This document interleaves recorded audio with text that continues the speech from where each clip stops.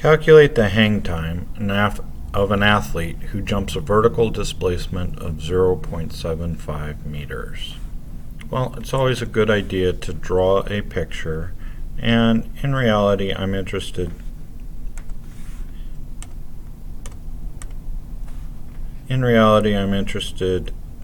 from when the athlete leaves the ground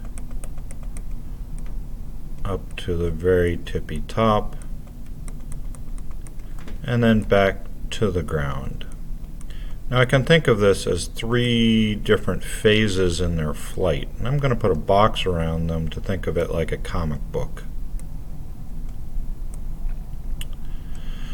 Now, I do know something about athlete here, and I do know something about athlete falling down. I know that the velocity here is 0 meters per second. And I know that the acceleration due to gravity is negative 9.8 meters per second squared. And then the problem tells me that this distance in the y is negative 0.75. And you might go, Faye, why did you call it negative? Because in reality, I don't really pay attention to this part. He or she just starts really high and falls down, negative 7.5 meters.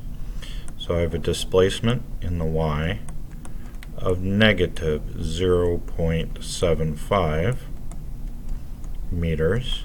I have an acceleration due to gravity of negative 9.8 meters per second squared, and I have a velocity, and in this case it's an initial velocity. It's his or hers initial velocity is 0 meters per second. The question is asking me for time, but we need to be careful. This is the time it takes them to fall down. This is going to become important because the question asks for hang time. Let's see, I need to find an equation that deals with distances, accelerations, velocity initials, and time. So I'm going to go d equals velocity initial times time plus 0.5 times acceleration times time squared. Okay, let's substitute. Distance is negative 0.75, and that equals velocity initial, which is 0, times time, which I don't know.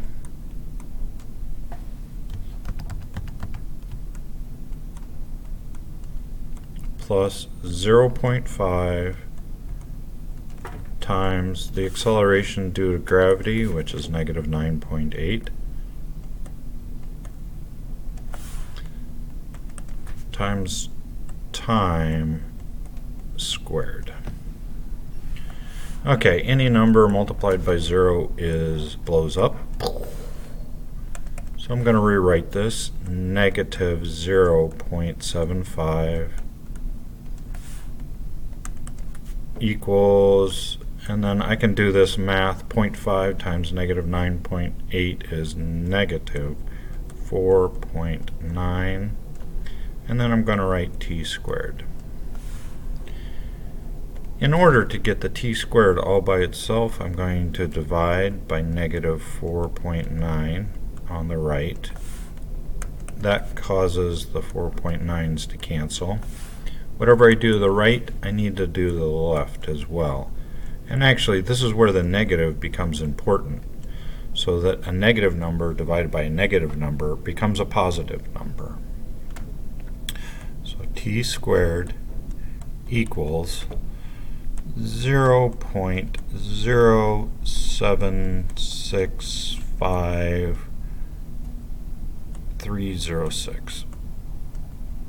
In order to get rid of this pesky square, I'm going to take the square root of the left and the square root of the right. Whatever you do the left, you have to do the right. So I find that the t, in order to fall, equals 0.2766416 seconds. Now, I'm really close to being done, but the question is hang time. So in order to get hang time, time to hang, I do that by multiplying by 2. In order the time up and the time down. So I take my fall time and I multiply it by 2, and I get a number 0.553283 seconds. And then finally I go back to my question and I see that this has 2 sig figs. So my answer is going to have 2 sig figs. And if I were to respond in class, the athlete is able to stay in the air 0.5, let's see, the 3 doesn't round, 5 seconds.